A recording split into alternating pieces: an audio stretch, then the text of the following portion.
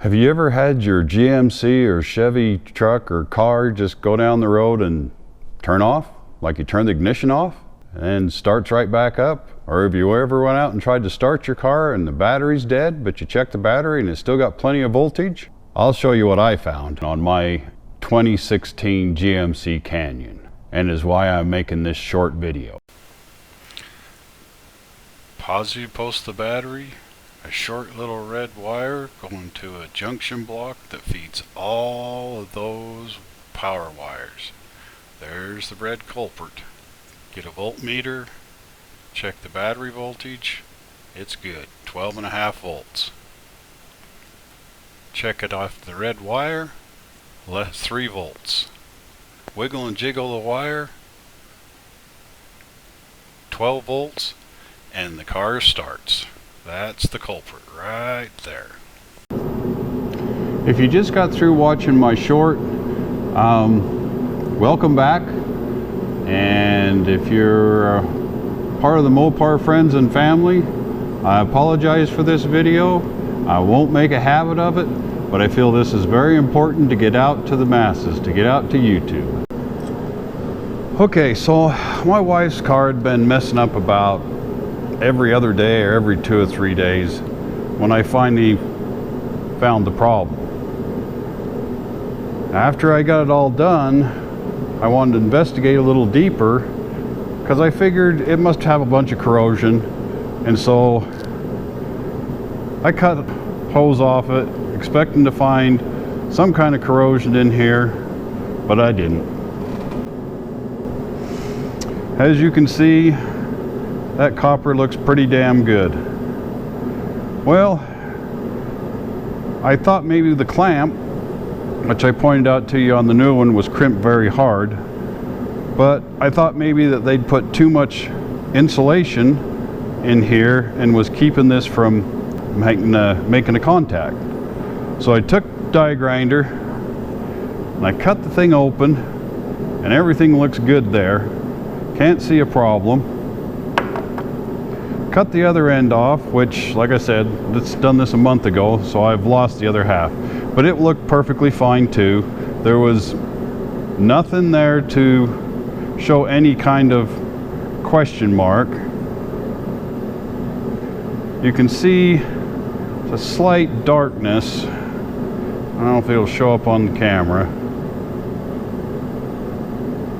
Right there. That's all I could find wrong with it. I don't know if there's some kind of coating that was preventing from making continuity. I know for a fact that I had power here and I did not have power here, or I only had 3 volts. But for the life of me, I can't say for 100% that's the problem, or that's the problem, or that's the problem. None of it makes any sense to me, other than it's been a month now with my new cable and have had 0 issues. I really started questioning my diagnosis on this because I couldn't find a problem. I don't know why it would lose power between here and that connector every so often, but it was getting worse. But every time that I'd wiggle this, actually every time that this of course was hooked up to there, and I'd grab a hold of that thing and wiggle it back and forth, voila, I had power again. I know that it was right here, and I still know that it is because it fixed my problem, but there's nothing here that I can say, yep, they screwed up here, or this wasn't done right. The only thing that's different between this one that I cut open and the brand new one that I got is, like I showed you, that clamp had a much tighter crimp. I want you to notice, in fact, let's get a nice close-up of that. Notice how hard that is crimped.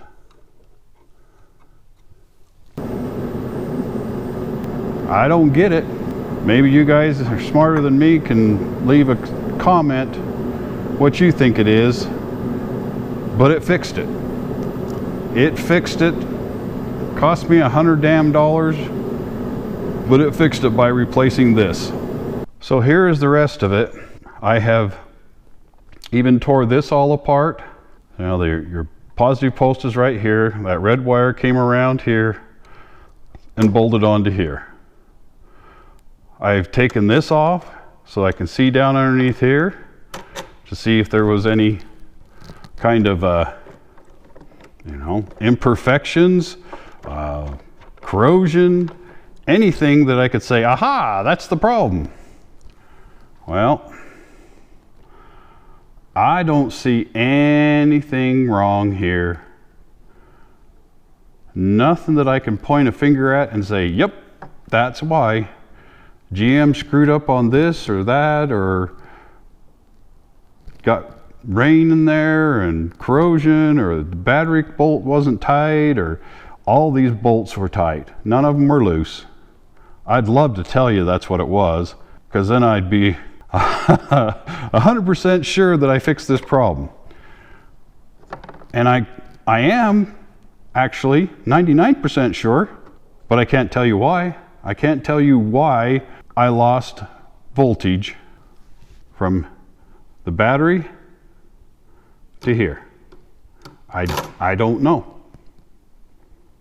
The only thing that I do know is it was failing every couple of days, and now it's been over a month and I've had zero problem. And that's why I waited a month before I posted this video. I was half tempted when I got this thing to just unbolt that positive wire off my $100 fuse block, if you will, and just change that wire. It would have been way easier than have to unbolt all this stuff and figure out how to take this damn thing off from the battery tray. And I almost did it, and I'm glad I didn't, because I'd have been questioning myself even more. Maybe there is something weird and wacko here that I don't know and understand. All I know is it fixed it.